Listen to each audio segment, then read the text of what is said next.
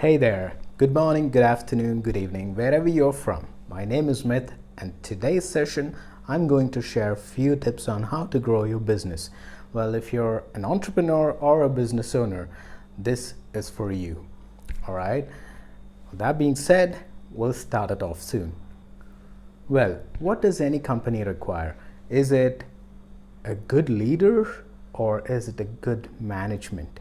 So leadership and management, these two things, oh boy, there's a big argument from quite a long time with many people, and we are going to bring an end to that confusion today. All right, so let's not miss the session. Each minute is very important. Let's keep it going. Well, to keep it going, we really need to understand a few basic fundamentals of business management here, just a tiny bit, not too much, right? So, any of you here, do you believe the business owner or an entrepreneur is a leader? If you do so, then there are a few things you really need to understand. The first one is that if you see that your business is failing, it is simply because of the failure in your leadership. It's not the problem of management directly, it's simply because of the failure in your own leadership. I will try to understand that why right now.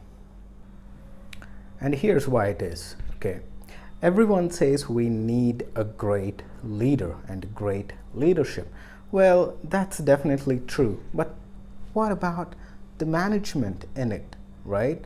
So who runs the show? Is that the management or a leader? So we have to really understand that basic concept to know what are the roles of a leader and what are the roles of a management. When this is not understood really well, that is where a lot of confusion happens, and people in the management tries to overtake the role of a leader and they mess all of that, and vice versa. So we will try to fix that up by discussing about that today, right? All right, that being said, we need great management to go hand in hand with the leadership of that leader to keep it running. If a show has to run really successful, it's not just the leader, it's not just the management. They have to be in great relationship. Now, that being said, let's first understand what are the roles of a leader here, okay? Leader especially need to focus on three simple things. Those are innovation, marketing, and to do with the culture. What do I mean by that? You need to be aware of what kind of culture that need to be built in your own company, right? So when you know that, you can really work on these three things and leave the rest of the things to the management to handle by themselves. And there's one more thing what an entrepreneur or a business owner needs to understand, that is the value of a great quality management. Not just any management, a great quality management. So you're supposed to lead the management and tell them these are the ways to do it and just guide them through, not rule them. It doesn't work if you rule them, right? Now here are a few things, those are really, really important.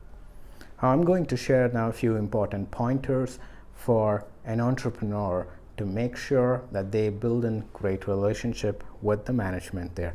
Number one, do not have 70 or 80 plus unwanted KPIs in the company, which is really, really unnecessary. And what do I mean by that? Well, here's how it goes, right? There was one company long time ago which ran really, really successful for long years, but however, there was this one cracknut employee in the company that decided to break the rule. So what happened eventually with it? They got in more sub-rules in order to manage those kind of problems. But that did not actually solve the problem. Instead, it created sub-problems with it. And overall, at the end, those sub-problems with many problems getting added on created a level of uncomfortness or a degree of uncomfortness with a real good working employees in the company. They ended up quitting the job. So what happens when A lot of people leave the job. You end up spending time in hiring, and then that keeps on continuing if you don't really focus on what the actual issue is.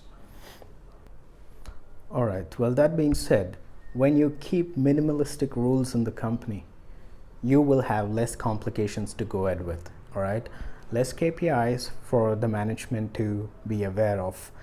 That being said, following less KPIs, they will be able to be more productive and not focusing on too many problems.